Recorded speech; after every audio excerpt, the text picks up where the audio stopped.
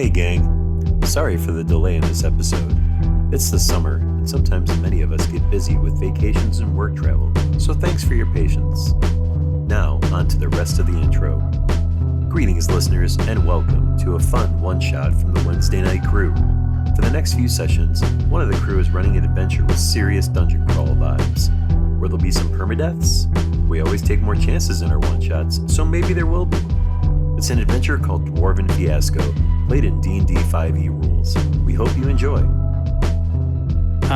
This one to several shot is called Dwarven Fiasco. It's a basic dungeon crawl. I am the Dwarven Chieftain, Andrew. We are today with our regular players, Chad, Chris, Emily, Jonathan, and Mark. We Bill. begin. Bill. Background is Bill, right? I'm sure I've done that before. Not the first, not the last. I know other people have done it too, so I don't feel bad, but sorry.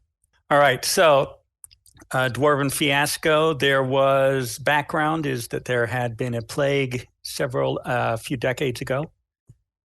The town of Cleft, where we begin, is, as its name implies, a gap between the mountains which separate the northern wastes and the more civilized lands to the south. The dwarves of Clef had been stalwart defenders of this pass and keeping the incursions of the frost giants and other nasties. However, during in the mountain temple, they were conducting a ritual, hopefully that they hoped would prevent the plague from spreading through the pass to the civilized lands. At a critical moment, a bright orange star exploded and interrupted the proceedings. The plague swept through. The town of Cleft had lost communication with the temple. All the clerics, they lost their powers, except, of course, Chris, who's from elsewhere. And as a result, the city fell into a sense of lassitude. The survivors, they're not really interested in defending the pass. Many moved away. However, it is this clan's turn to hold the Dwarven conclave.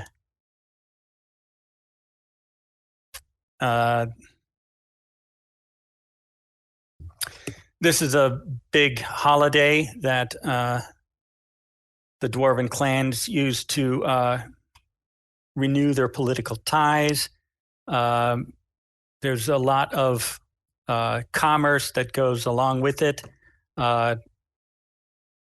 Marriages take place, just general mixing of the tribes, the clans.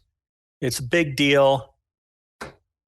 The leader of Cleft has sent out a general call for adventurers to help wrest find out what happened at the temple, wrest control of it from whatever happened, so that we can get on with life by the time the conclave rolls around.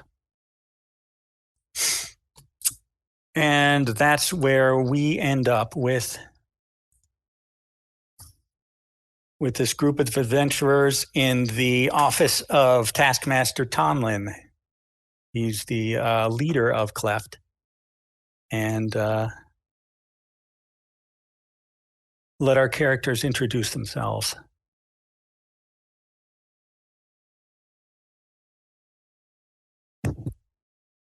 How about Chad? Well, I think many of you have met me before. Uh, I'm kind of unforgettable as I'm the smallest dwarf here. Uh, he is about 3'8", and he weighs not much more than 89 pounds. This clean shaven, thin dwarf is wearing a slick robe and a staff that looks like it's made of dirt and a lot of dust and dirty muck about his clothes. He says, "Well, we were to watch this door, but there's many ways through a mountain. You just have to carve your way." You get the sense that he's someone who likes to shape and mold the earth and give dwarves different types of passageways and advantages of the mountains that they live in. Who's next? Emily. I was worried I wouldn't fit in because I'm so small, or not a dwarf, but Strick, you're making me feel better because I feel like, our body shapes aren't that different. So, Farah is a fairy. So she's like a mini elf with wings. And she's got, like pink hair. Yep, love pink, hot pink hair. And definitely rocking the I don't know, the effervescent wings. Yeah, the pixie cut. Doesn't like the word pixie, but it's okay. But yeah, so she's I heard there was some money maybe involved, so I would love to help.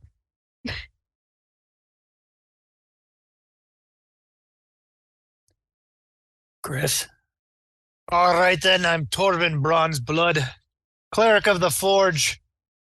The Forges of Morrigan, the god of us all of us dwarves. Even small dwarves like you, Strick. Although from my hear tell, there's no much blood in you. That's what I've heard, anyways. Well, come to the Forge sometime. We'll get some meat on your bones. Oh, yes, like... As long as I don't have to swing a hammer. Those things are extraordinarily heavy. That's the point, Strick. That's the point. You swing the hammer, you get muscles. Anyways. I've got my battle axe here. I've got my chainmail. I understand there's work to be done, and I understand there's a library, a research library in here. Perhaps there's some secrets there I'd like to... There's always more to learn about forging steel and weaponry and whatnot, and there's so many secrets that the dwarven kind have lost that I would love to replace. So that's why I'm here, to help the clans, of course, but get a little something extra out of it as well.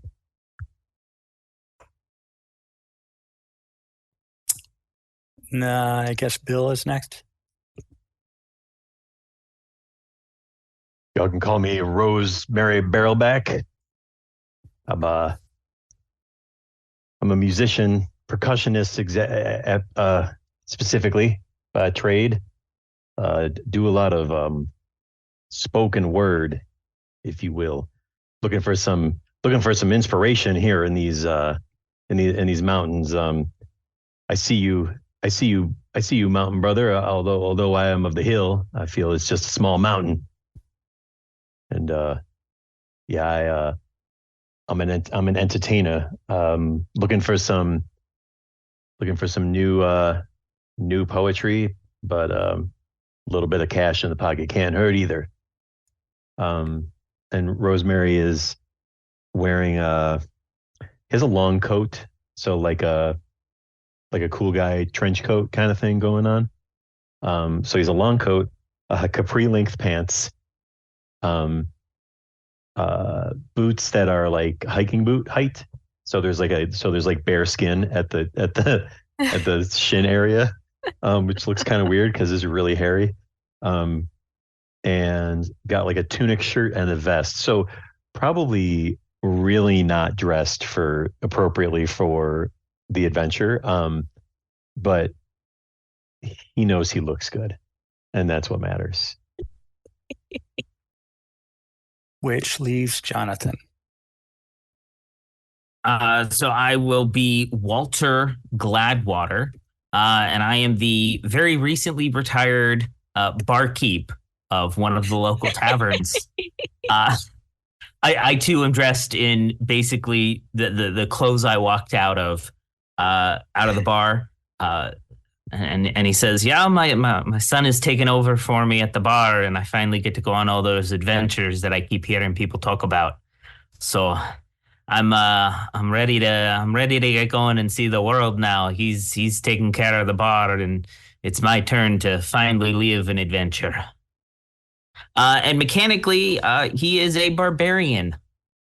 Please have a bar towel that's just over your shoulder, like half the time. Yes. Oh, I got one tucked into the belt. Excellent.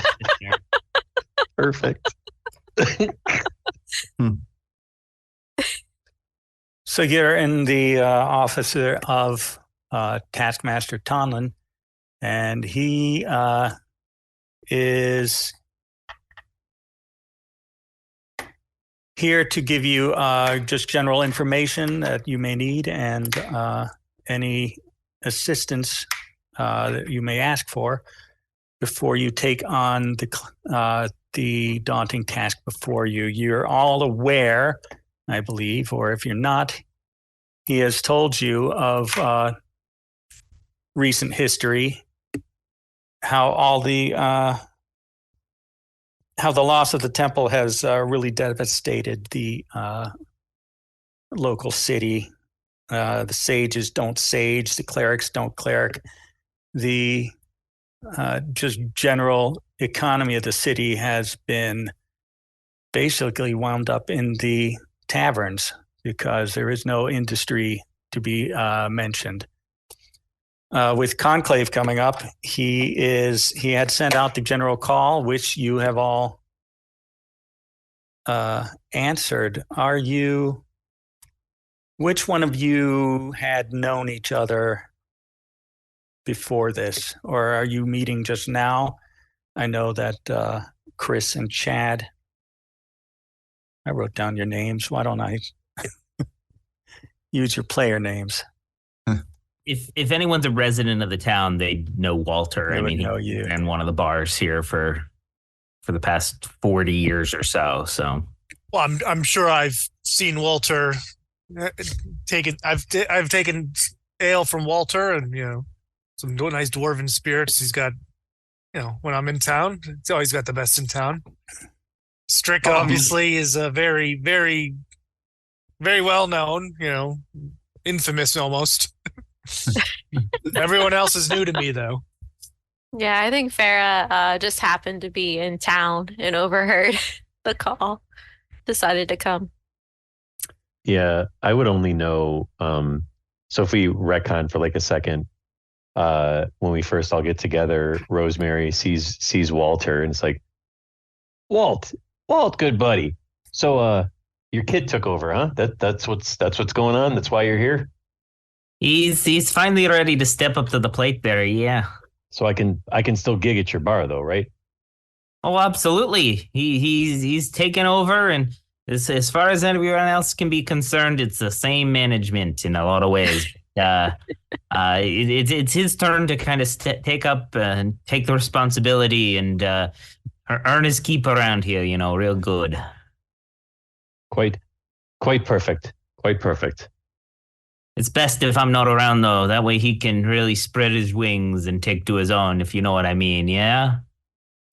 I'll try not to take advantage of him and on the cost of my performance. You better not. You know some of the arguments we had over performance fees in the past. Yeah. Very, very true.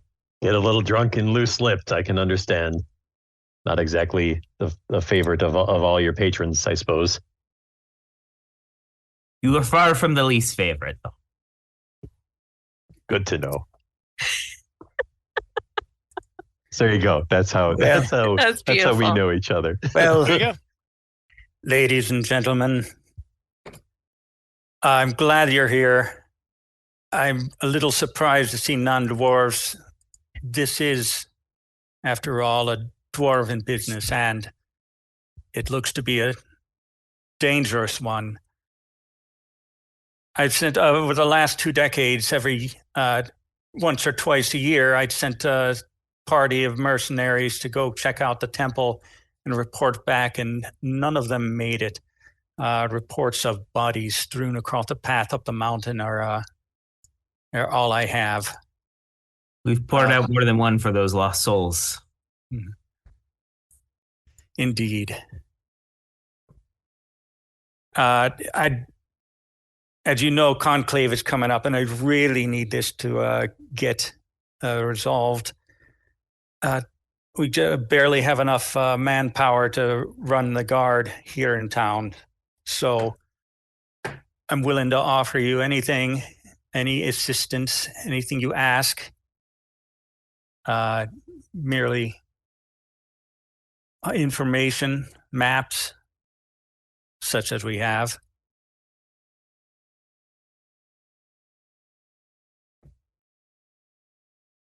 Okay, then we can get right to it. You're all in. Oi. Let me give you Best some to just information. dive for right free. in. It is. Don't want to overthink it before Thinking about change things our minds. strong suit. You know, We'll take any maps you have that you can part with to make our travel easier. He does have a brochure for the tourists Pamphlet. that includes the map you see of the side of the mountain, and one additional one, which is the entryway here, which we will get to as we approach.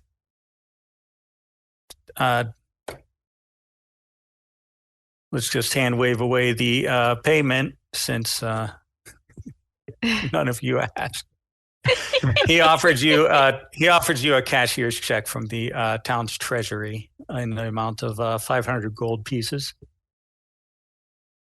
perfect. Perfect. I don't mean to be of any offense, but are we sure that this check is valid, considering the state of your home currently? Do suggest you take it to the local bank, Grifter and Daughter, and cash it in there.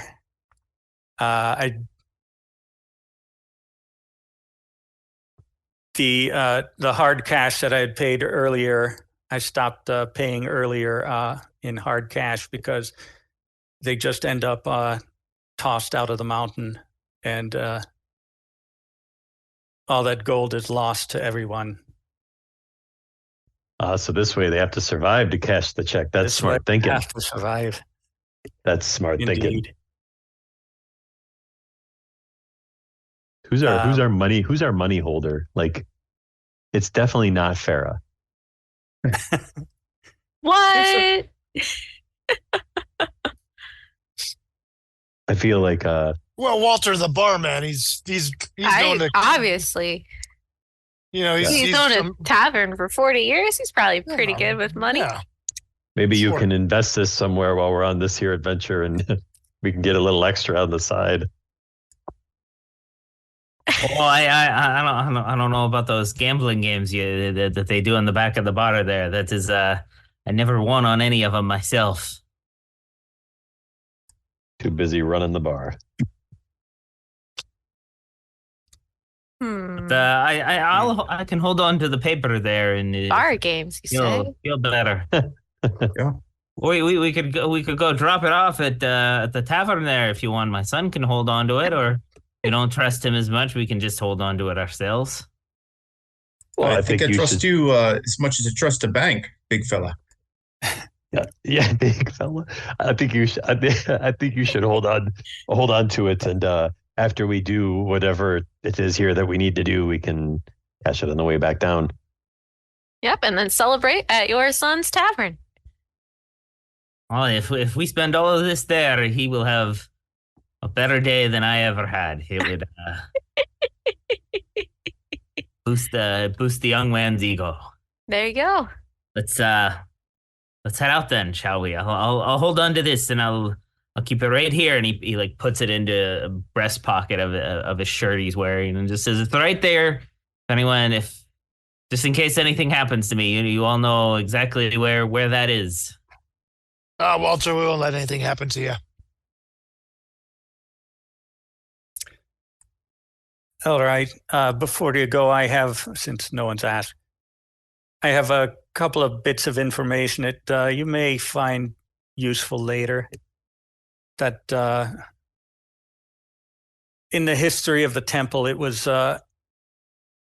originally carved by dwarves using elemental spirits.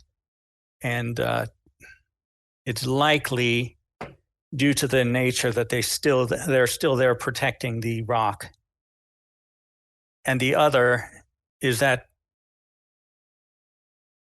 on the nights following the adventurers summiting the mountain, colored lights could be seen dancing. And we take that to be a bad omen. So after you sent the previous adventurers that never came back, you saw these colored lights, you're saying? Is that right? That's correct. All right, thank you. I'd just like to note that while the chieftain is explaining this, Rosemary is lightly playing his hand drum, like in the background, to add to the effect of this lore dump that we're getting on the mountain. Yeah. Yeah, I know much of the elemental spears. He holds out his staff that looks like it's made of earth, and he scrapes it along the path as they go by. It's like, well, this one, it's old and lost its power, but it can still kind of make the same mark. See that? It grooves just the same. And he holds that back, and then grins real big at Rosemary.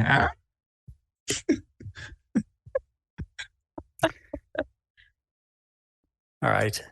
Speaking of grinning real big, out of game, I must warn you that I regret having you start at 6 because of all the resistances and immunities that these creatures have. Just saying. So just don't be too cocky because I fear for you. All right. The one shot, we die, we die. Right? It's true. There's plenty of other dwarves at this conclave. I'm sure they're just hanging around. You're the last. Pounce in. They are. The willing are too old to go, and the young are just unwilling. Rosemary's got a twin named Marjoram who's just stringing up his lute back at the house. Okay, so you're traveling up the Lonely Mountain Pass, as you see here. There is a rusty railway that on the center of the path is wide enough for you all to march abreast. You are dwarves, most of you. And as you approach, there's a tunnel up ahead. The portcullises are raised that would normally guard it. But you see that the only other opening on the mountain is way up top here. And as you approach, you can make out a pile of bodies. Yeesh. Just spilling over the side of the pass, right in front of the tunnel entrance. And you also see a rusted cogwheel tram that is also in this area.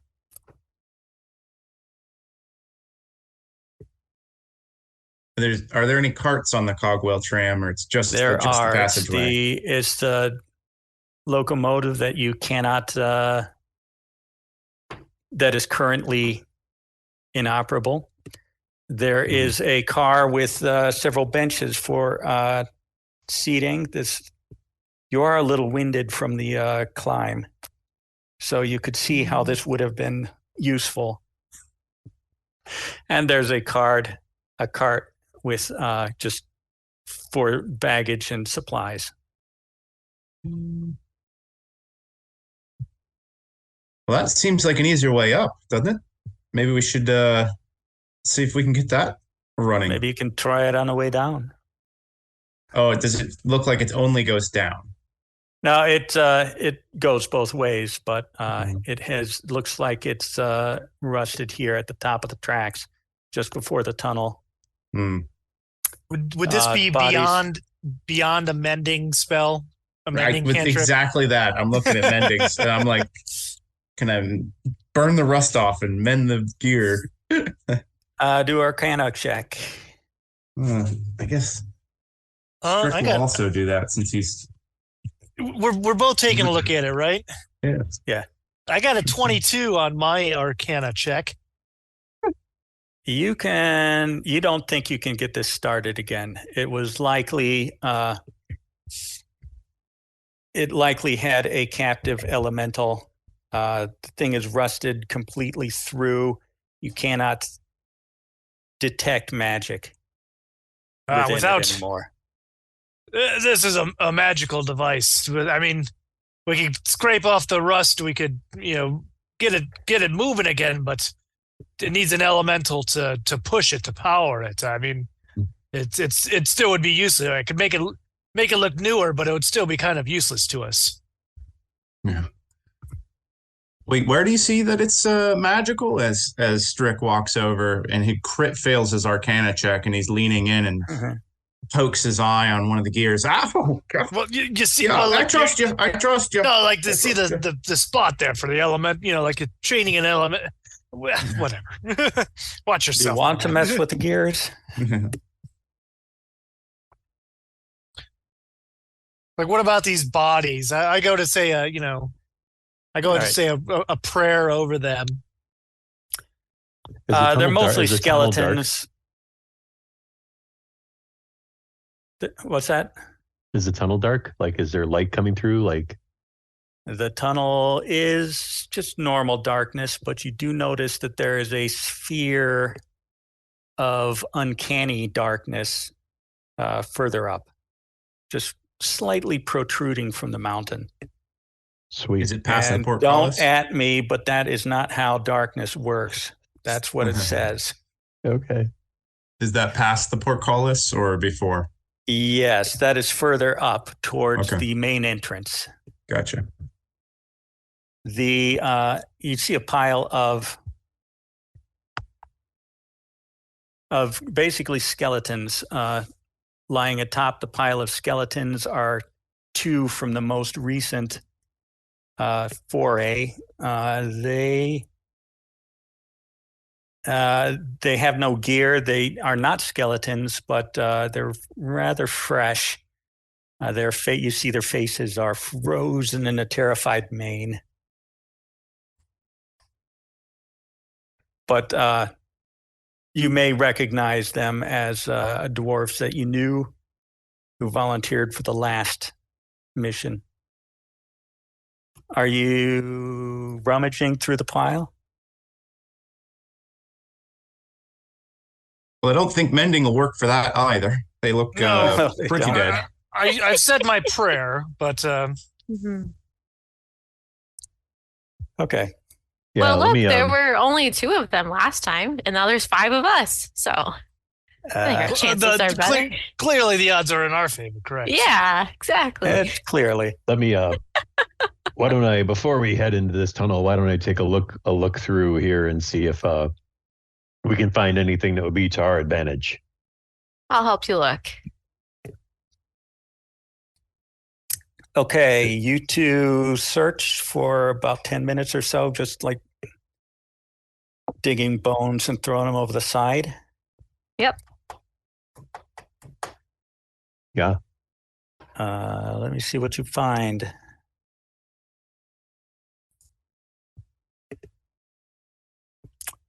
All right. Rosemary, you find a cudgel that has not yet decayed. It actually looks pretty darn good What's a for cudgel? like shillelagh. Okay, thank you. You basically found a shillelagh. Nice. And Emily, I don't know if you can use this, but you notice there is a very shiny shield. Ooh. I don't know if you're a tiny creature, aren't you? Yeah. Small. I but- don't know. Oh, small. Yeah. But I don't think. Does anyone want a nice shield? It's just going to waste in this pile right here. Well, I don't see much use for those. It's not Okay. really. Well, I could take a Unless shield. unless we used it as a sled or something to get back down at the end, I could see that. Worth hanging on to it just for that. You're right. No, yeah, I'll take the shield. Yes. All right, here you go. All right, that is a +1 shield, and as I said, the other was basically a shillelagh. Yeah. Does anyone else want to dig Nice. around?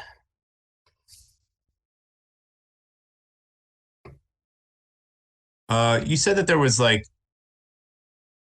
cargo or something on the train or about? No, it was a baggage car. It's empty. The whole thing is The empty. baggage car is empty. Okay, yeah. Are you still digging around on the cogwheel train?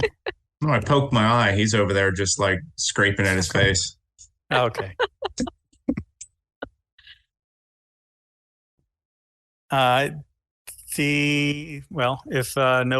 If we're done here on the skeletons, then the tunnel is portcullis on both sides.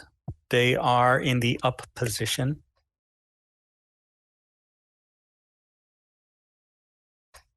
I'm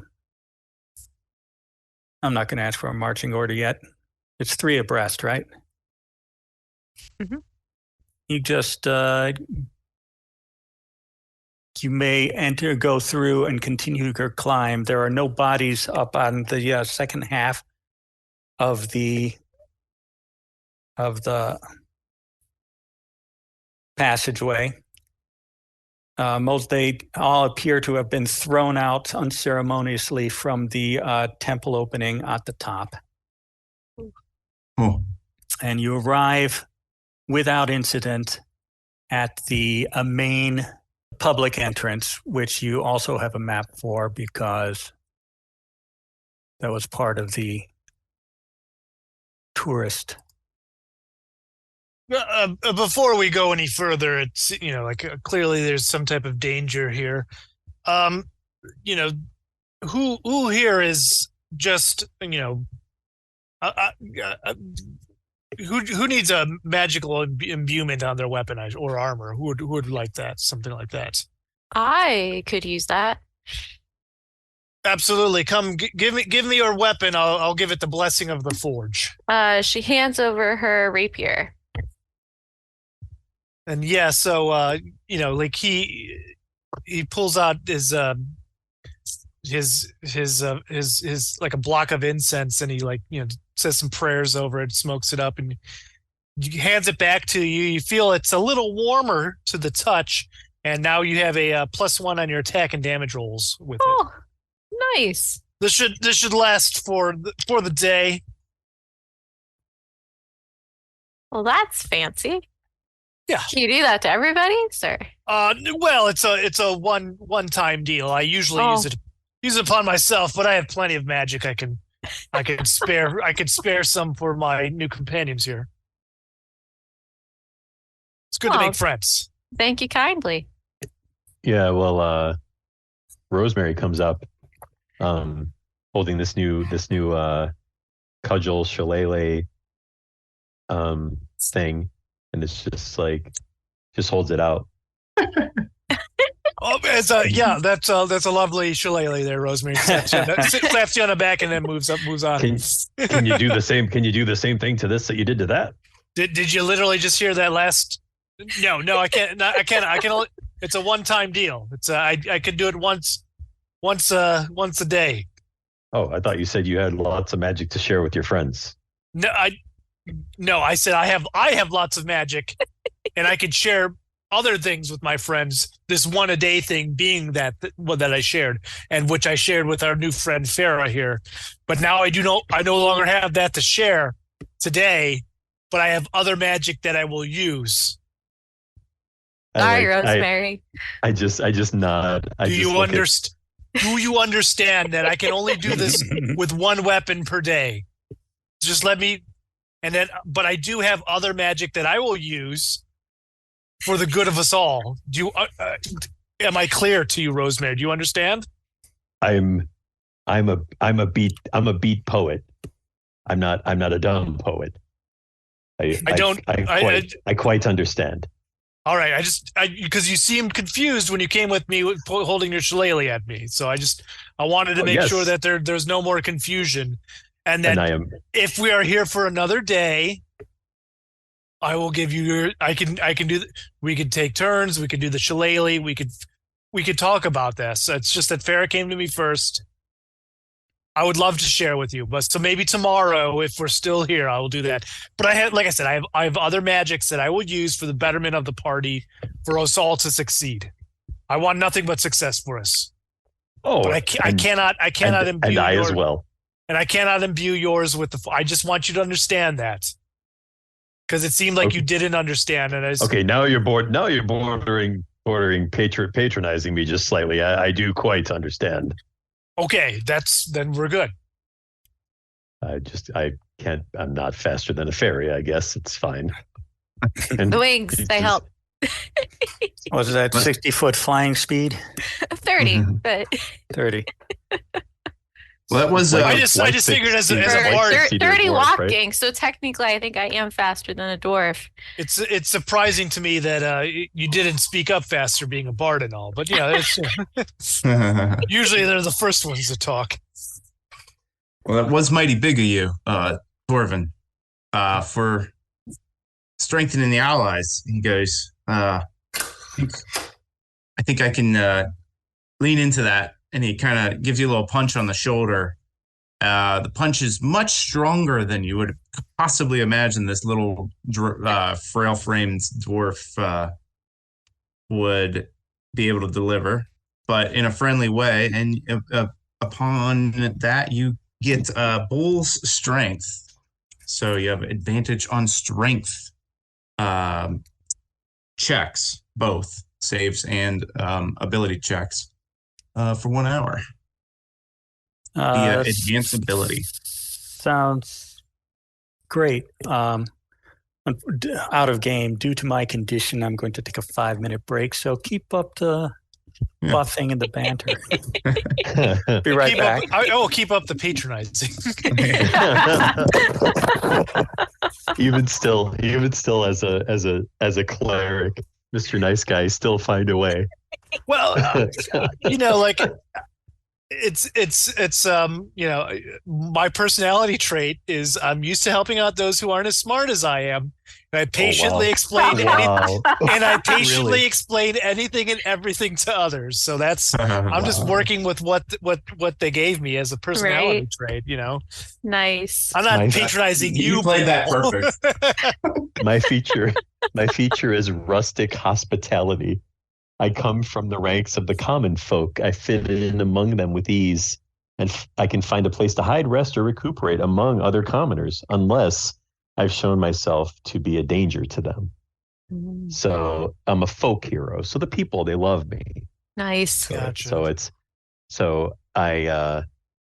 But being neutral good, I don't know that I really take advantage of it, but I may make assumptions, or not quite fully listen to the full story, might catch the first part. I've got magic, and then I just go, oh, he's got magic, and then while I'm thinking about it, meanwhile Farah just goes up and is like, oh, yeah, Like, I'll magic, take cool, it. here. Yeah, Good. right? And then Yes, please. I don't even totally oblivious to that, and I'm thinking, and I'm like, and I'm like kind of like scraping my fingernail on the hand drum, and I'm like, yeah, I could probably use some magic. And walk over. What do you mean what do you mean you can only use it once? That's not what I heard. You didn't say that. Farah's flaw that I got was waste money in taverns. So That's so great. fitting. I was very excited about the tavern games. And we don't know you, so this could be great going into that. Yeah, so she shouldn't, assuming we get to a tavern and survive. Right. I would say that she probably shouldn't be. She should be given her share of the money versus all the money. Yeah, probably shouldn't be trusted. It's But hey, you don't know that yet. Yeah, That is true. we'll learn that. Mhm. I am. However, Rosemary's likely making some minor assumptions in his head. They're probably That's fine. fair. Yeah. Okay then. I caught the tail end of that. So you're a wastrel. Yes. Okay. You who has dark vision? You all do, right? Except the human. Yeah, so I don't. I don't think doesn't- the fairy does either. Doesn't You would- matter. I would think because I would think, but it's not on the character sheet, on the traits. then you don't have it. I don't think I have it. But in this Nope. first hall, you enter through the arches, and a tunnel leads you back to this large enclosure. This each one of these squares. Can you see squares? Yes. Is 10 feet. The entire cavern is like 80 feet tall. So even a frost giant would feel small here. Each one of these pillars is emanating light or not. They apparently, at one point, you may have, go ahead with an Arcana check. So there's sections that are dark then and light. Like, is it? You would recognize these as continual flame sort of light if it weren't for the fact that they've all been corrupted somehow. Darn this low contrast, I have trouble seeing. But this one appears to be a fuchsia, maybe. Mhm. Yep. Magenta. That corresponds to the light that they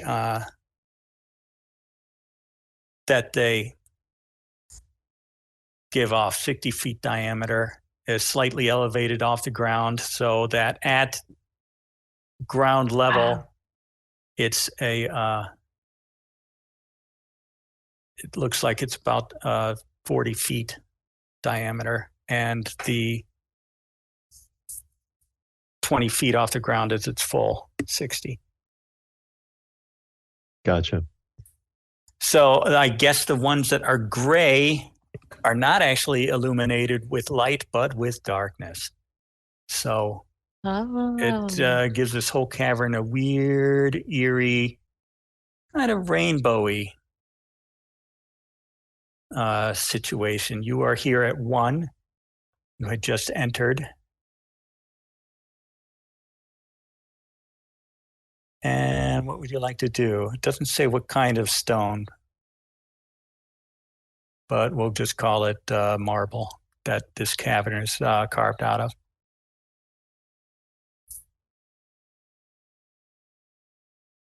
It appears to be uninhabited for now. So is it dark outside of the circles of light or darkness? I think anything that's not actually in a circle gets the benefit of dim light from the overall. Got it. Yeah. So there's no need for That additional makes light to be sense. generated. Not at this time. Cool. Okay. Yeah. So Rosemary just kind of walks in, and walks over to that very first pillar, and just starts to inspect it and look for anything odd about the pillar. It's marked with a sigil. Okay. I guess that's not a very good It's picture. not a of high that resolution sigil. No. Let me see if I can get a better one from this actual PDF without giving up the game. Nope. It sucks on the PDF.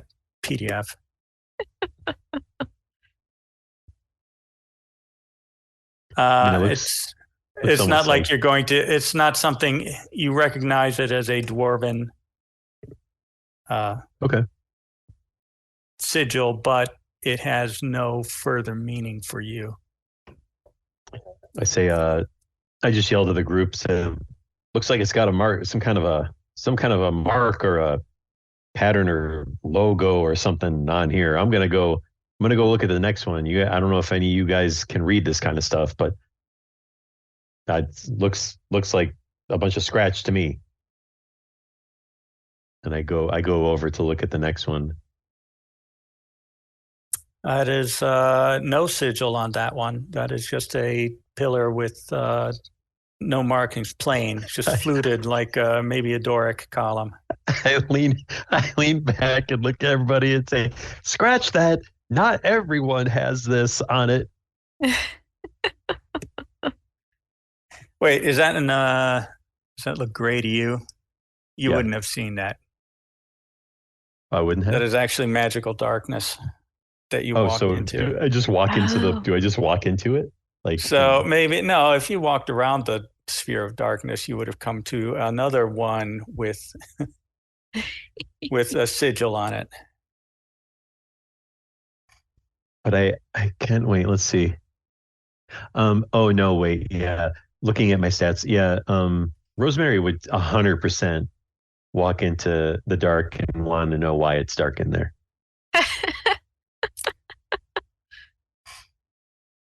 Somebody with Arcana can explain to you that these are equivalent to eternal flames. Oh, please allow but they me. have somehow been corrupted. Dwarven, go right ahead. I did roll a 19 on Arcana though. Okay, then yes, you know these are corrupted. That's after Torvin explains it for 5 minutes. Yes, exactly. Torvin, this pillar's broken. Well, clearly it's broken. Yes, it's not like that one over there. This one's broken. It doesn't work. Very good, Rosemary. You're very observant. I love it. This is good. Part of it is learning, being awareness of the world around you. That's that's where knowledge comes from. It's just sometimes it's just looking at things and seeing the obvious. I was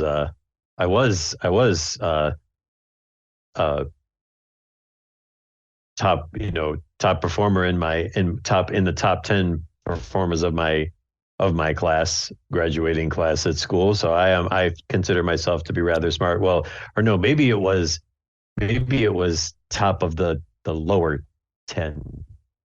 I forget. Well, I mean, a bard. This is broken. So this is broken, right? A bard school. So, I mean, don't knock it. Drop. Every school has their own strengths of what's important to them. He just goes, it's like drum does this nice like slick little like drum roll with his fingers on his hand drum. don't I know it? Very good. And he almost wants to pat you on the head, but he just pulls himself back. So if you're gathered around this yellow pillar, yeah, let's go to the that one. I mean, yeah, see to the, or you could still be around 6. But Rosemary's just going to keep going. Rosemary was on I'm sticking close by. I don't want to. You I don't see want to to the get east, lost. for some reason, this tourist map has north to the left. Oh, So So as you then continue Going for the south, south. but you notice to the east that there is a separate building within this cavern with several small archways that look like it might be like a ticket booth, or had you gone to the Grifter and Daughter, like teller windows. Hey, As you hey, continue, hey, Barry, there's Yes. a thing over. Should we look at that thing over there? yeah. I think we should. That might be where they keep the. I mean, something interesting back there. I like something interesting. Hey, Torvin, we're gonna go over this way. We're gonna check this building out. You coming? I can't hear you all the way over there, Torvin. I said it sounds good. Let's go. All right, so I fly up to one of those windows. there are 7 arched windows, and Arched you windows. notice that on the counters there are ledgers which still seem to be in pretty good shape, and there are also like the bodies of like birds that have flown in here and mice specifically lying on the countertop. Oof, Ledgers with no money. that's rough. You may examine a ledger. I would like to do that. It's What just should I roll? it's just nothing. Just pick it up and see that I pick it up and I read it. it's written in what are your languages? Do you know Oh, Dwarven? I've got no. Not Dwarven, Common and You Sylvan hand it. and Gnomish. Who do you hand it to? Let's hand it to. I feel like Rosemary was following me. Rosemary, you notice it's just a list of gifts that the pious had donated to the temple. It's just most of the names that you read are just common names, like what commoners would be named: Angus Bedgorney, Bill Smith. There might be a few of names that you recognize from as local nobles, and he's reading the list, like he's reading the list out loud. He's like got his sand drum. He's got the list and he's looking at it and he's like hitting the drum as he's like reading the names out. You're hitting a drum, you said. Wait, Walter. Nice. You said Walter Gladwater. Walter, what did you donate?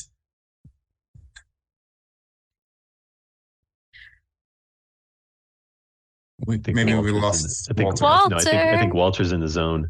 John. Hi, Walter's here. Sorry. Yeah. Somebody found your name in a ledger, apparently. Yeah. You Well, what donated gifts. You donated gifts to the something temple to with the all these other temple. nobles. What your name's what did in you here. give? I mean, it must have been just giving away ale to some people then at the tavern a while back. think- They came by and must If you not have lived been in able to town pay. all your life, you probably had donated to the temple a few times, just to stay in good graces. The ale sponsor. I gotcha. Makes sense. They knock on the door of the tavern, and we've come to tell you the story of our savior. Here, take the ale. If it'll Take the appease. ale, be on your way. You do recognize as a bard, and you travel a lot, that some of the nobility's names are from distant towns from the other clans. So this temple has import to the dwarves as a whole. There are other things on at these windows. There's like little pamphlets that turn out to be the same ones that tourist pamphlets that Tonlin gave you. In addition to this map, it has like rules for like the dining hall and dining hours and the bunk room should you need it's not a hotel, but it's like a hostel that you could stay here if you were traveling. There's rules for that. The back cover contains again this map of the public areas. So that is pretty much what you see at these windows. The dead creatures all over the counter, the ledgers, inkwells, pens, and these pamphlets. But no money, darn it. But wait, before I forget, you were beating your drum while you were just absently while... Oh, yes, I absolutely was. But let's be clear. Like not in like a way, like being all loud about it. Like it's very rhythmic and kind of mellow. Okay. I'm sure that doesn't necessarily matter for whatever you're thinking, but nonetheless, there is noise being generated. Yes. Nonetheless, 6 undead dwarves just kind of appear somehow behind your party. And so what? Let's roll initiative. Let's get right into this. All right. See how these level 6s come out the gate. 16. Right, it feels so high. Such a high level. What are you talking about? What level are you in the? Kidding. Let's say, damn. It's different for me because I have like 3 and 2. Dwarven is 16. Anyways, Yeah, I've got true. 7. Farrah is 7. I rolled a Farrah is 5. 7. Rosemary's holding solid with a 5. Not a lot 12 for Strick. Strick is 12. And 6 for Walter. 6. All right. He was a little caught off guard with the name in the ledger. Yeah. Okay, let me figure out what the guards' initiatives are and set up the initiative order. Forgot I had a really cool spell that I could have used back when we were at the entrance to the tunnel. I didn't even. I'm not familiar enough with my new character. How dare you? I could have cast Speak with Dead. We could have talked to him. Oh. Yeah. Oh, man. That would have been sweet.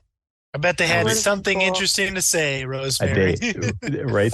They probably would have. Probably would have. Well, these ones might be dead again soon. So. Right. Might have some more choice words, though. One can only hope. Okay, the initiative order is,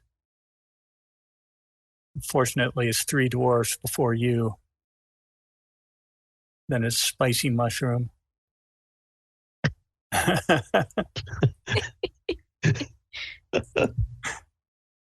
I like a spicy mushroom. I've heard that.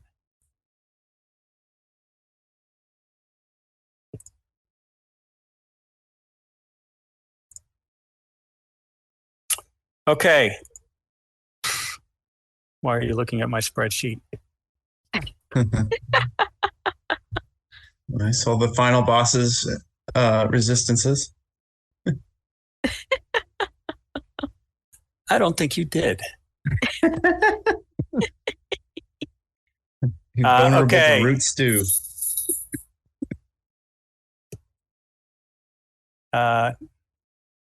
First, where are we all standing? Are we all lined up here? Or are we bunched up? I'm at, let's say the middle window. I feel like I'm right next to Rosemary. Yeah, we're hanging out Well, together. guard 1 is going to be fighting Rosemary, only because you are the one who was who woke him up. That makes sense. All right. He takes a swing at you with his battle axe, and he gets a 8. Does that That's hit? a miss. That is a miss. Oh, good for him. Guard 2, he takes a swing at, he takes a shot at you with a crossbow to Farah. Does a 13 hit. It does not. He misses. Guard 3, let's just spread it around. So there are 6 of them, 5 of you. Will attack Dwarven with a, what's he carrying? A light hammer. Does a 12 hit? It does not. Not with my new Oh. +1 shield. Good. Nice. Oh. I'll show you how to swing a hammer. Well, actually, I got a battle axe, so maybe I won't. But that's no way to swing a hammer. All right. That's the first 3. The next on the list is, who'd we say? Spicy mustard? Spicy mushroom. Dwarven. That's me. These guys are undead. Is that what I heard? They look very much undead. Well, I would love to say a prayer to the Forges of Morrigan to try to turn said undead.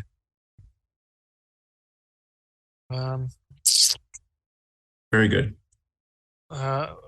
So the turn undead, you choose, you must then blah blah blah.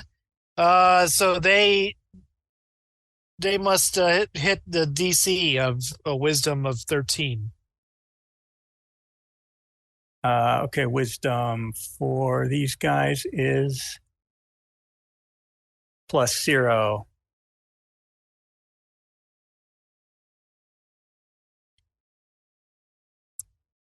Okay, first guy does pass. Second guy does not pass. Third guy, you said DC 13? That is what I said.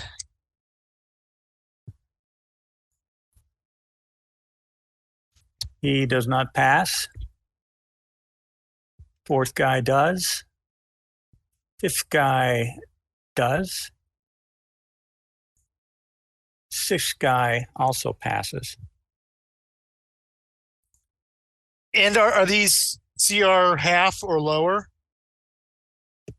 These particular undead? Let me look it up quick. Challenge CR 1/2, yes. So since they are 1/2, all those who have failed are destroyed rather than turned. Oh, that's cool. So they just kind of, as their bodies fall, as the Forges of Morrigan take your souls back.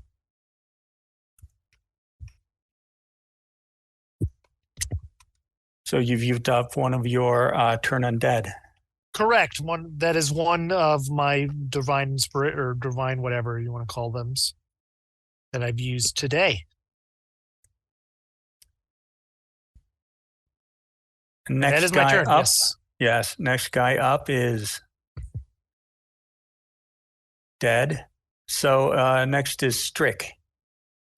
So there are 2 of these undead. Okay, and are they both turned? No. Okay, so he'll take a fire at the closest one. He reaches down, spreads some dust on the ground, and in lieu of the traditional firebolt cantrip, I'm hoping you'll find permissible, like a small steam vent just opens up in between 2 cracks of the marble floor as he lets loose some earthly, oh my gosh,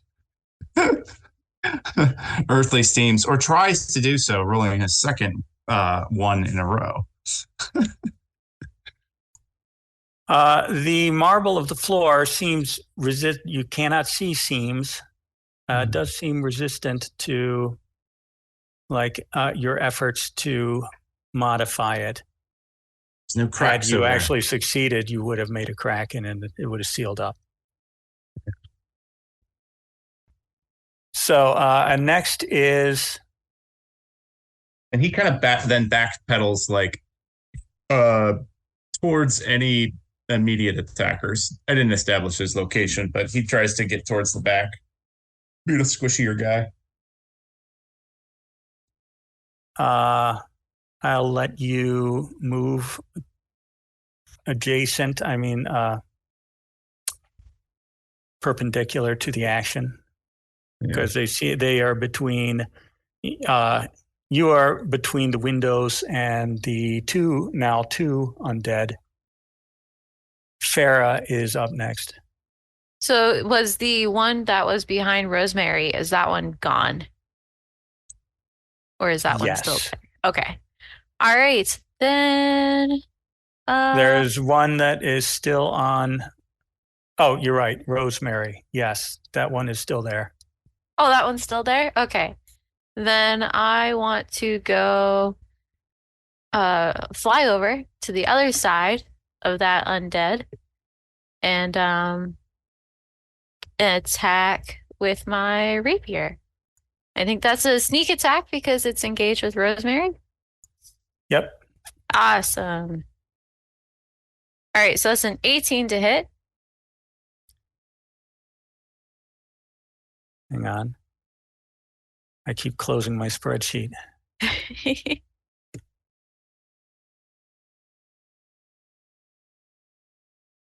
18 does hit. Excellent.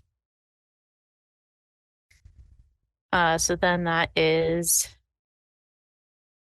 22 damage. Piercing? Yes. And you do have that +1, right? Right. That kills him. Yay! Which leaves 1 to go. All right, that is my turn. Dwarven Guard 6. Let's see. No, he goes last. Which leaves us with Jonathan and Walter, and then Finish him. Rosemary. Finish him. All right, Walter is going to charge at full speed, and from his back, he's going to pull off his great axe, and he is going to sweep the legs of this undead dwarf. The first attack is a 12 to hit. That's a miss. Might not be good enough. Then he brings it back on a backswing and a 10 to hit. So just two swings and a miss, 2 misses. Yeah, and I am now right up in the face of the. Which leaves Walter, Rosemary. you're rusty. Yeah. So it's me. It's you, and there is that's one unfrozen for me. undead dwarf by Walter. Gotcha. Okay. I'm going to stroll up to this dwarf, all confident and I'm gonna switch out my use. 1 minute I've got my hand drum in my hand, next minute it's gone in a pocket somewhere in my coat, and in that hand you see a hand axe, and I go to take the hand axe and swing upon the dwarf, or the undead dwarf, and that is with a nat 20. Yes. I'm First pretty sure you attack killed roll, him with a nat 20. solid. Slashing Solid. damage. Nice. So it's yes, it would be slashing. It is, let's see, 5, 6, 7. No, 5. So it's going to be okay, it's 10 slashing damage total. With a crit? Yeah. It's only a hand Okay. axe, man. Plus I'm not I'm not very strong, like at Okay. all. So my The hand damage axe of finesse. my damage is a Okay. 1d6 He is not- minus 1. You So- did like chop his arm off. So that's Okay. something. So I mean I literally did max damage on the second roll, right? Because if I got a Nice. 10, that would mean that Yep. I rolled like I got like 2 5s basically, which is the max I can get. Well, Undead Guard number 6 is going to return the favor Bruh. as the last guy in the order. Uh, What are the chances the weapons in the hand of the arm are cut off? well, let's find out. 50-50, I would say. That's Right? right. Right? Roll a d6. All right. Rolling. I got a 1. It was his left arm. So I'm guessing he's got. What is Was he he a wearing? southpaw? He's got a light hammer. Now in roll his to see if he was hand. right-handed or left-handed. Right. I already determined that. With a light hammer, he attacks you with +4 to hit, which is a 6 total. So, That's a yeah, miss. go ahead. Finish next. Who was at the top of the order can finish this guy off. It was turning undead himself. Well, if he's not turned, I will hit him with the old battle axe that I pull off my back. I hope, and I will roll for said battle axe. 19 to hit. It does hit, and that he's is dead. that is Again, dead again. Cleric shows his Yeah. metal. Back to the rest for your body and your soul. Due to my condition, I will take another quick break while you decide your next course of action.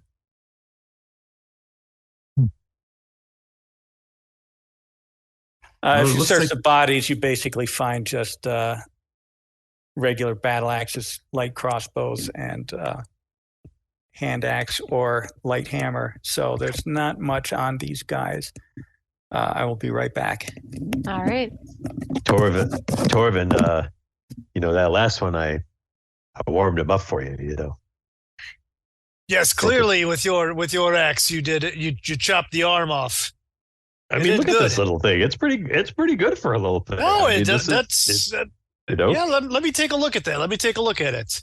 This is solid workmanship, I tell you, Rosemary. I work the forges. I know this is good stuff. You swing it well, Rosemary. You swing versatile. it well. Well, thanks. Hey! I'm not. This doesn't really it's not really my forte, I would say, but I think seem to be doing all right for myself. Oh, I'm proud of you. You should be proud of yourself. Take it. I've seen many people run in the face of undead like this. So just to stand your ground and chop off an arm. Good job. It's rather inspiring. And then he pulls out his little hand drum and it starts playing the drum intro to the old song surf song Wipeout. With his like really fast with his fingers, and he's like just all like completely zoned out on playing the hand drum while trying to figure out what to do next. Still making noise. Yeah, he's still making noise. Yes. I started to play my hand drum because I got excited because they did such a good job. We generally assume that combat, for the sake of, logistics, is in complete silence, because in the real world, once you start fighting, you'd like the whole world would come down on you. But this is fantasy, so. So there's nothing right around the corner. Got it. Perfect. But if it is There right might around the be. corner, it's just Might sitting there waiting. It's not. Yeah. Right. It's not or- investigating. Yeah.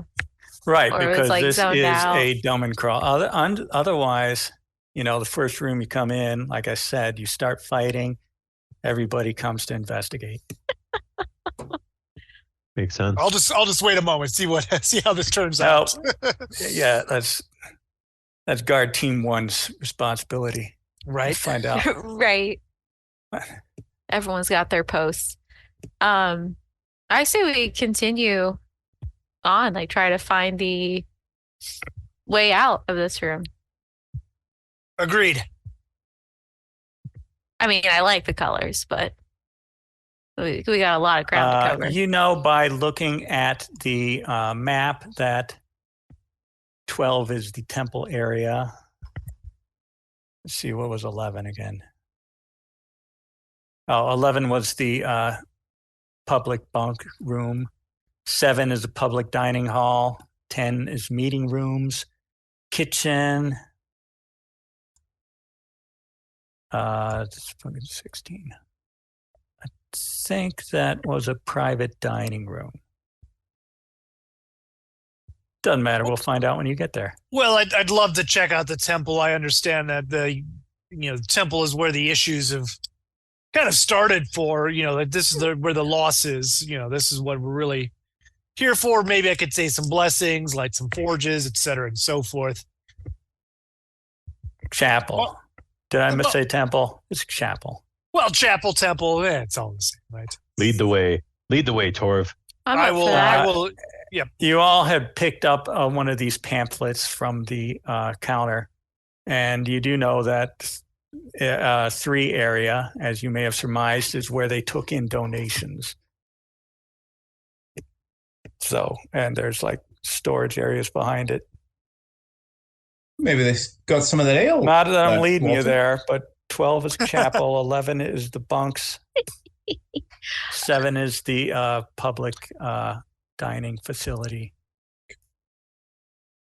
Yes, I will lead the So way. you go to the chapel. That's just cool. the chapel. Yes.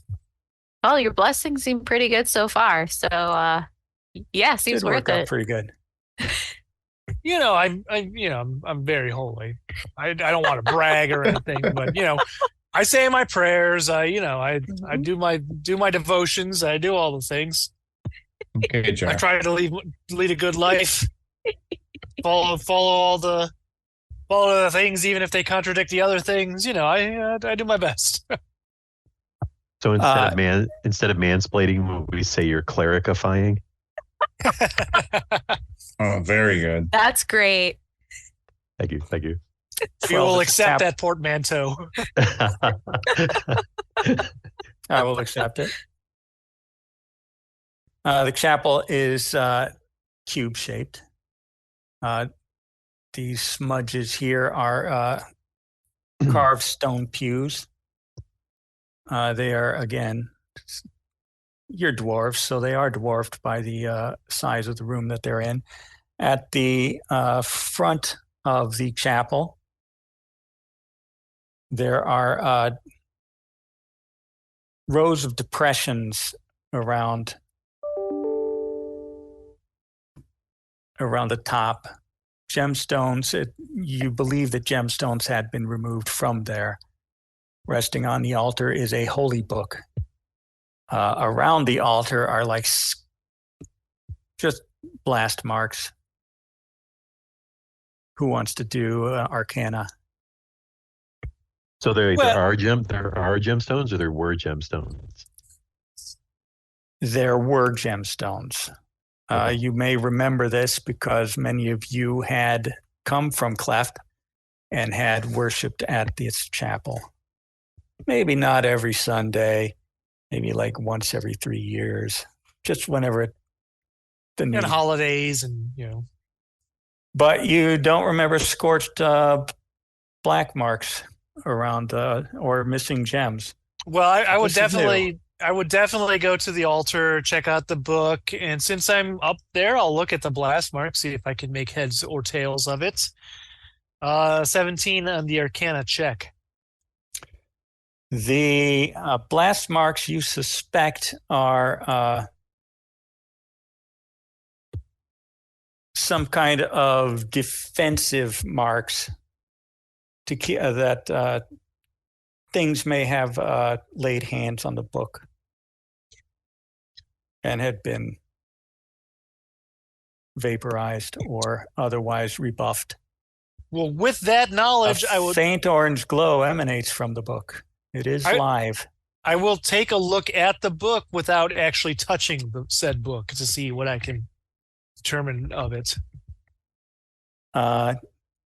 You probably said you recognize it as just a holy book of Moradin. Well, clearly there was some type of protection on said book. Would I think it's would I think that because it's a holy book, would it affect me at all? This trap or this blasting? You don't see any reason why it should. I mean, you're in good standing. I think so. I will just go to close the book if it's open, or it is closed. You can open it. I will open the book or touch the book in ways. I'll open it up.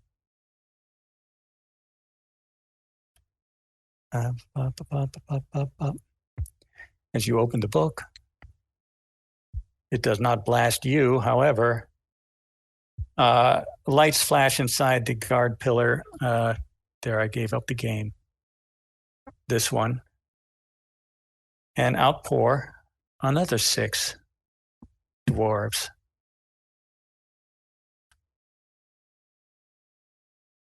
There we go again. The same.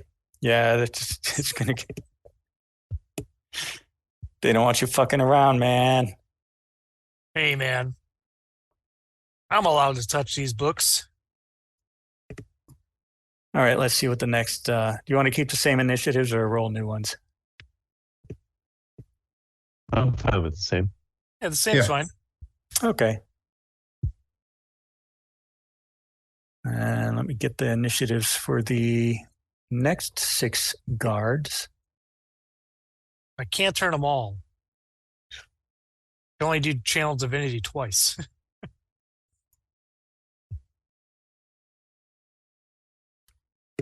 So you can only imbue a weapon once per day, channel divinity twice per day. Oh my goodness. I tell you, there's limits to everything, right? So many limits.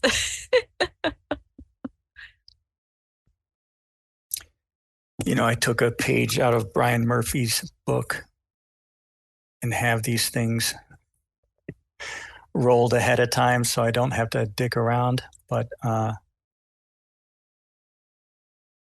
everything's a learning experience, right? Taking them off the table and putting them into the turn order is a little bit harder.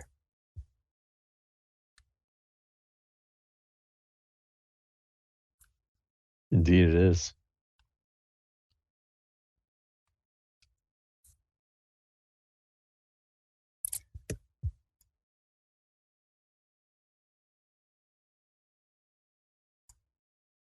All right. 2 dwarves go first, number 12 and 7. Are you all sitting in the pews, or are you all gathered around the altar like you were expecting to get blasted? I'm at the altar clearly, and I would be following behind Torvin, so I would be in closer to Torvin than anybody else probably. I think I was hanging back more by the pews. Okay. Walter would have sort of been up looking over Torvin's shoulder. He wants to know what the adventuring business is all about, see it firsthand, He doesn't want to miss the moment. What color is this? This is a light blue, right? Light blue. Yep. You do notice that the dwarves had poured out of a hatch at the base of light blue pillar. Number 1 will... Let's find out what, I guess number 12 is his actual name. Let's find out what he's carrying.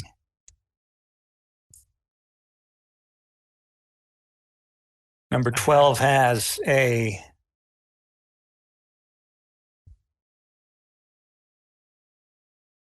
Light hammer. Why do they all have light hammers?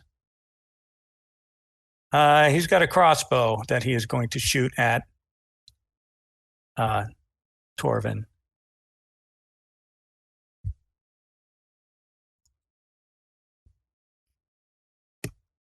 Does a 13 hit? You said no, 13 does not, no. Next up would be number 7, who will also, what is he carrying? He's got a battle axe. He will rush in to meet you. Does a 14 hit? No, it does not. I am a heavy piece of armor. It's like when Velma was trying to kill a cleric that one time. And it just didn't work out. Next up is, if my guess is right, it's you, Dwarven. Well, there's one right by me, correct? Yes, the guy who just took a swing. All right. I would like to do. It is called Word of Radiance. Uh-huh. I say a divine word, burning radiance erupts from me. This creature must make a Constitution saving throw. All right. Against a 13, I believe. Why is it so low? It seems like it should be higher. It seems like these dwarves should have a higher con, except they're dead. All right. That's a crit fail. Well, So in that what- case, he's taken 11 points of radiant damage. He Ouch. is dead. I mean, all these immunities, and doesn't seem to matter. Well, See, these are just the mooks. you got me worried, but we're tearing through these guys. Right. You are. Okay, undead. Let's get to that boss. 7. Let me see. Who's after you? That would be undead number 9. He will go for Rosemary. Undead 9 is carrying another light hammer. They only have 3. Hand axe, hammer, battle axe. Okay, does the hammer of 7 misses, right? 7 misses. Sure does. Oh shit, they got multi-attack. Ruh-roh. Well, that Ruh-roh. changes everything. Hits you with another light hammer of 11. Does that hit? Yes. Yes, it does. Okay. Light hammer does. I need to like up the font size. I know how you feel with your when you're on the road and you're DMing. Right. All right, that's only 1d4 plus 2. Okay, that was 6 damage to you, Rosemary. Dang. Okay.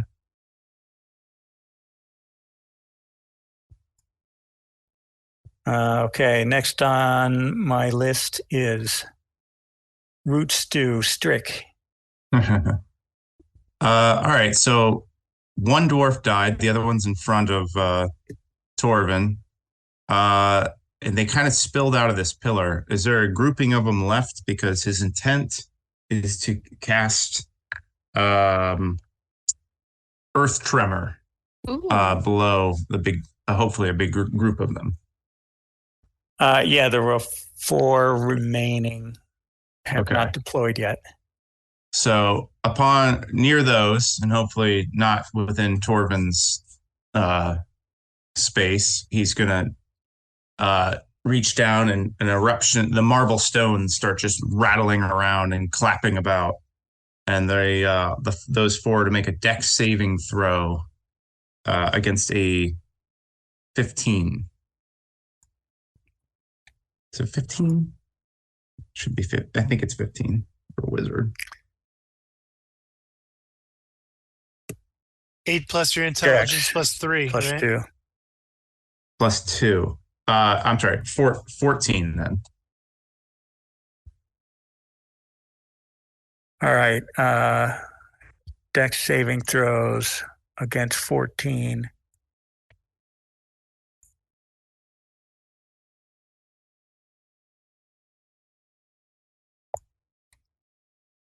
One saved.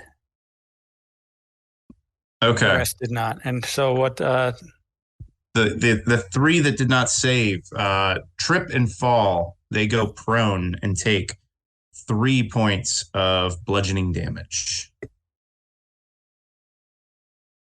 I knocked him down. You can finish him off now.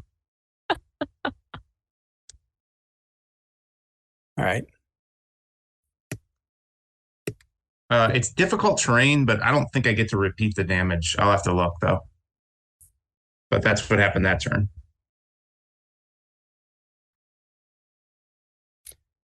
All right. Next on my list is Farah. All right. Yeah, they're knocked down. So she's going over to the closest one that is prone and is going to try to stab him with the rapier. I believe you get advantage against a prone target. Beautiful. So that's a 22 to hit. That definitely hits. And then with advantage, we get that sneak attack damage. So we're at 19. That definitely kills that dude. All right.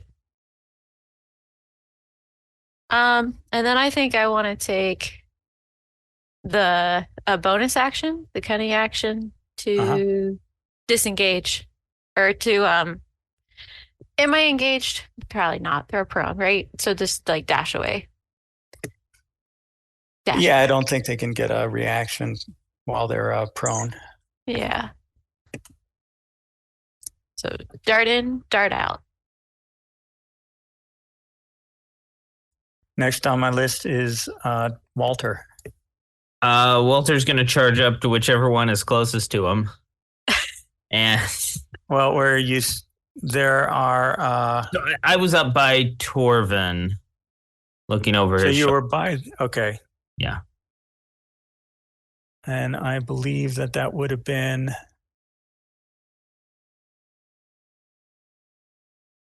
number 12. That's fine.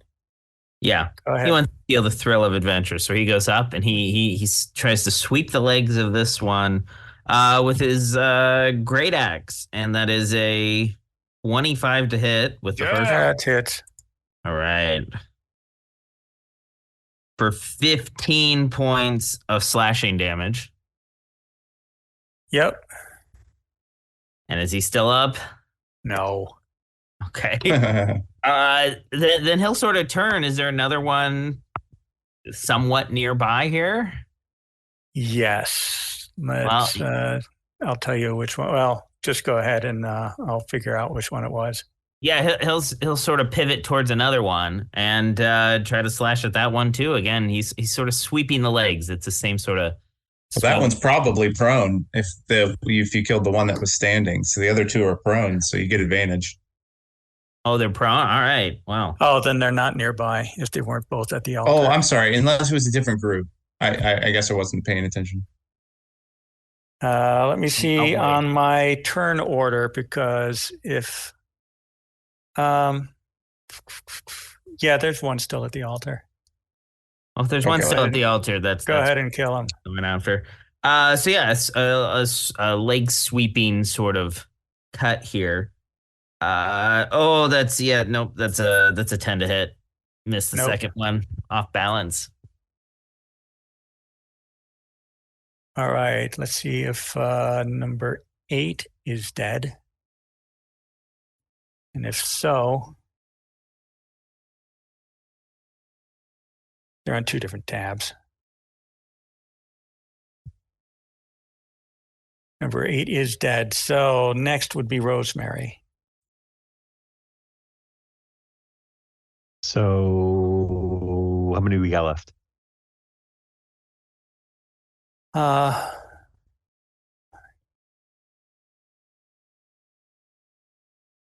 3. Okay. Are they grouped together? I believe there is one still at the altar. There are 2 by the pillar. Okay. So the 2 that are by the pillar, it's can we say that they are like that I can do something in a 10-foot radius sphere around them and only affect them? Those are the 2 those would probably be the 2 that are not prone, and I use the they are 10 prone. foot sphere to rumble. The earth is still shaking underneath them, battling them around. Okay. It looks like a water bed rather than like tiles popping out. It's Sweet. just kind of Okay. Yeah, so then I'm gonna pull my hand drum out. This time it's a hand drum from a different pocket. And this one looks a little bit more special. And I'm going to rapidly play this pattern on this hand drum, and it's going to activate my spell Shatter. And I'm going to cast Shatter on those 2 undead dwarves, and they're going to need to make con saves.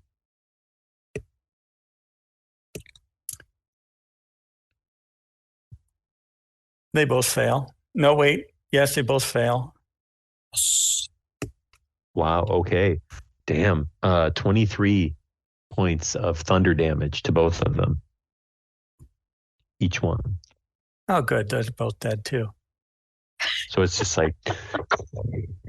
Oh, I got plenty more where these guys came from. And I say, and I look over, I look over at Torvin, and go, now that's some percussion right there. Very good. It sure can't be beat. I see what you did there. Hey. Okay. See, because like a drum, you beat a drum, so that's what you did. You don't have to play on the words. You don't have to explain it, Torv. Like a double meeting. Your joke landed. Right? No, of course, yes, right.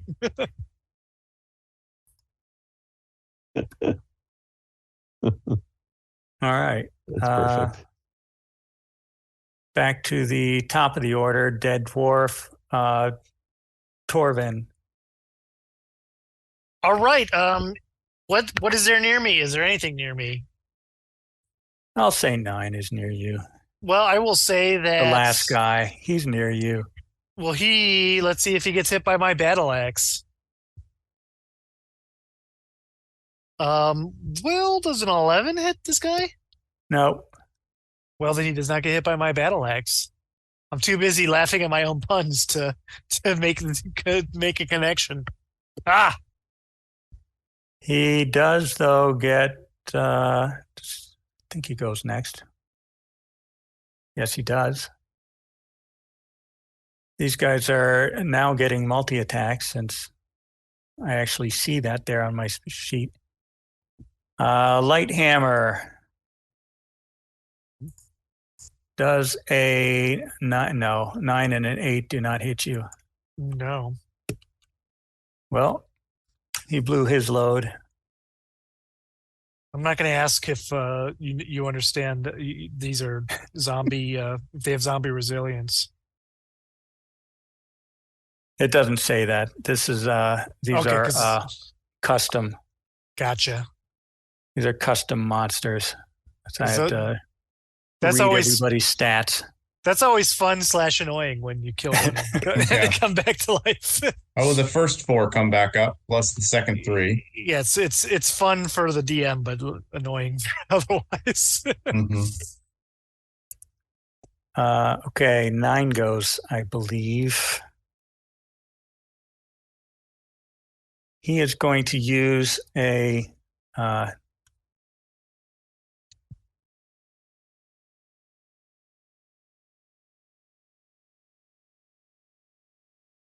why didn't I use this before? He's going to use Entrap Infiltrators.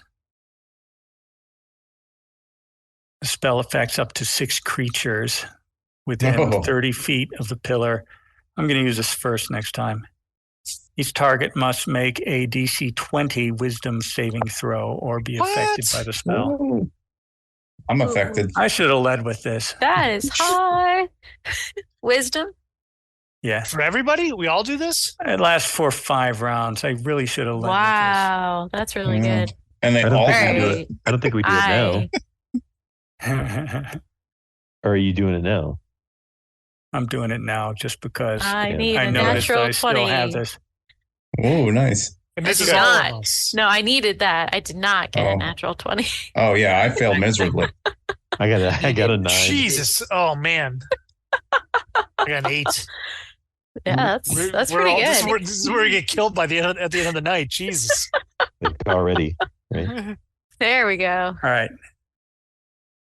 This is just a slow spell, so your movement is half if you got multi-attacks. I don't know how it affects spell casting. Does anyone remember? I don't know. I'd have to look that up. Well, Yeah, I when I have no find idea. out, we'll apply that. For now, we'll say it does not affect spell casting. So you only get 1 action. It just slows you down for now, but it also gives you 1d4 cold damage. How much cold damage? So in order, let's see, Torvin takes 4. Who's after Torvin? Is it Strick? It is Strick. Strick takes 3. Okay. All the rest of you take 3.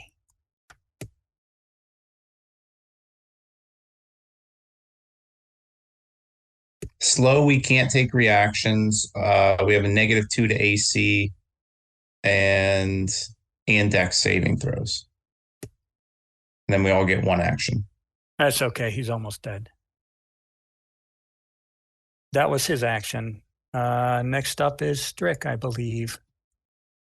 Strick says, well, I couldn't find the seam with the. I'm assuming this one's up towards the altar, right? 9 was Is towards it the still altar? like, is the ground still shaking? He's by the altar, Well, though.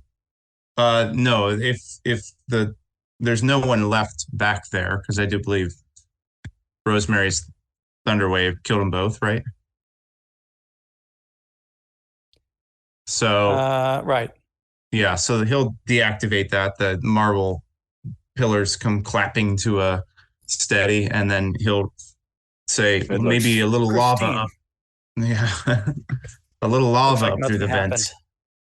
And he does a 17 to hit the last guy. This is not With- area of effect. This is just regular. Yeah, this is just a re-flavored Okay. firebolt 17 cantrip. does hit. All right. And that does 16 points of fire damage. He is now also dead. So you killed the second group of guards. Yes, you pulled this book away. You may notice that all the scorch marks are just like soot on the surface of the marble floor. I mean, still like a big deal, but the stone has not been harmed. And what does that book entail? Let me look that up.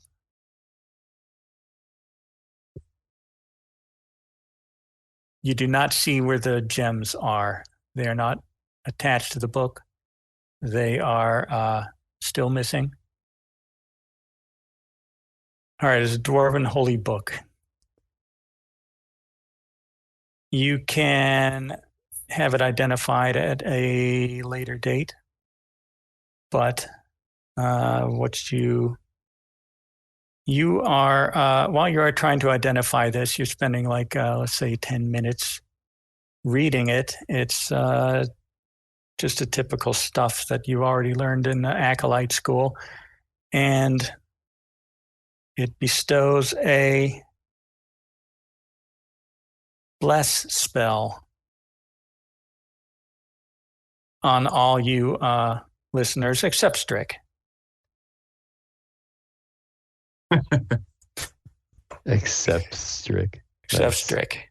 Sorry, Strick. Reading the book for 10 minutes bestows a blessing on all Good Alliance listeners until they complete their long rest. I will go ahead and start reading from said some I just lovely assumed passages, you had. some psalms, some and the forges burnt bright with the fires of Morrigan and et cetera and so forth. And all of y'all got we all got the blessings. And it was good. And it was good. So that means we add a D4 to our attack roll or saving throw for bookkeeping purposes.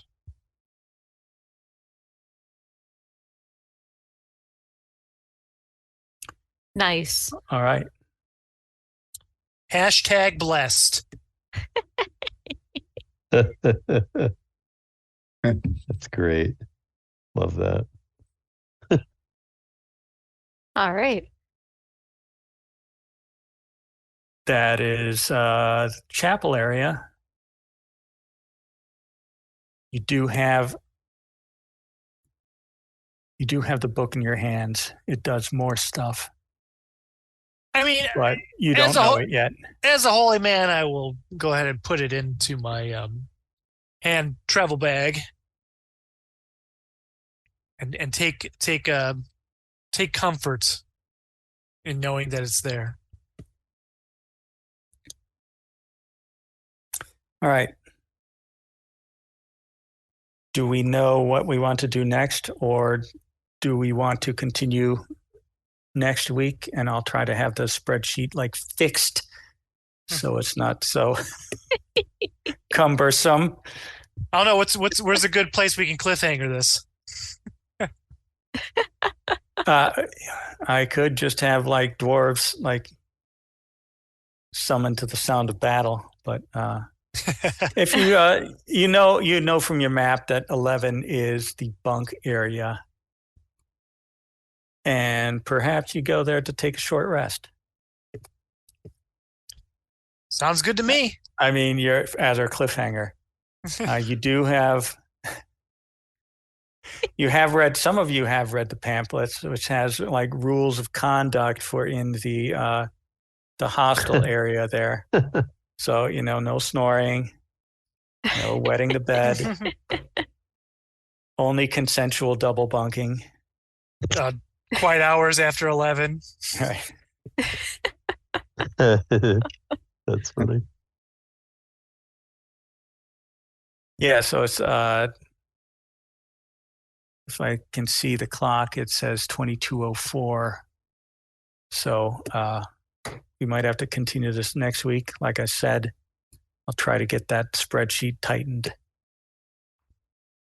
And there's plenty of stuff that you left on this level. The next level is from your pamphlet is the lowered living quarters. This is just like the public area. Gotcha. So back at it next week then. We will keep Nice. going next week, and then About a month.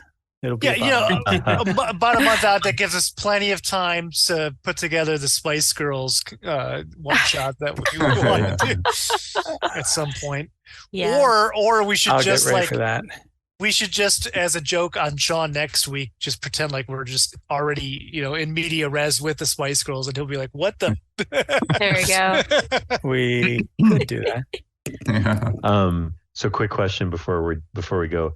would you guys be interested in another in-person gaming session, like at my house, like we did a while back? Yeah, I missed the that'd last be one. cool. You guys just said you had fun. Yeah, I'm I was thinking. jealous. Yeah, we need you there. It was wicked Thank you. awesome. I'm thinking August.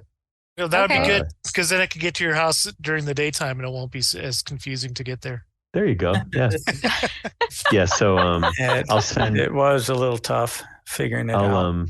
I'll email out like a couple dates towards the middle to end of August. That way I'll be done with like my brutal 2 classes at the same time as work. And I'll be ready to have some gaming fun. So maybe we can Sounds even, if the good. weather's nice, we can even play outside on the patio. That'd be slick. So It'll be fun. yeah. Nice. Okay. Yeah, that Awesome. sounds great. Awesome. Thanks, Andrew. This was a lot of fun. Yeah, I'm looking forward to this one. Oh yeah. Yeah, I like being a bard. I don't think I've ever Lots been of one. undead, and they all have resistance to turning. Oh, Oh. Man, you just keep giving us spoilers. I'm giving it to you, so this feel is like why we're I gonna was get it worried back. about it. Also, I didn't play these dwarves right. I should have led with the slow spell, and I'll know next time. there you There's go. It's plenty all more guards. That's okay. it's always plenty always a more learning guards. experience. It's nothing like DMing and then after the fact going, oh, I should have done all these other It's, things. You know? They're all custom Yep. creatures. Right. Is another thing. Okay. Thanks for playing. Yeah, Yeah. Awesome. Thank Thanks, you. man. Have a good Good night, night. everybody. Yep. See you next Night. week. See ya. Thanks, Andrew. Thanks. Well, that sure was a lot of fun. I've never played a bard, so I hope my spoken word percussionist Rosemary lives up to the archetype. I also hope that Walter uses his bar towel as a melee weapon. We will be back next week with more of our Dwarven Fiasco. We may have a few players missing, but we'll do our best to keep the ball rolling, and in a few weeks we will return to Eberron. But for now, as always, thanks for listening, and we will for sure see you next week. Hey there, listeners! Would you like to support the Wednesday Night Crew as we go on adventures in Eberron, as well as our other adventures in other systems like Basin, Alien the Role-Playing Game, Call of Cthulhu, and many others? Then be sure to visit patreon.com/Eberron Adventures. Heck, you could be as famous as our supporters Jonathan, Andrew, and Sean. You get your name up in lights. Well, maybe not lights, but how about the end credits? Soon enough, we will be adding more tiers to our Patreon with cool things like character names, character creation, homebrew items. The list will be endless. So please be sure to visit patreon.com/Eberron Adventures to donate and be a part of the family. And as always, see you next week.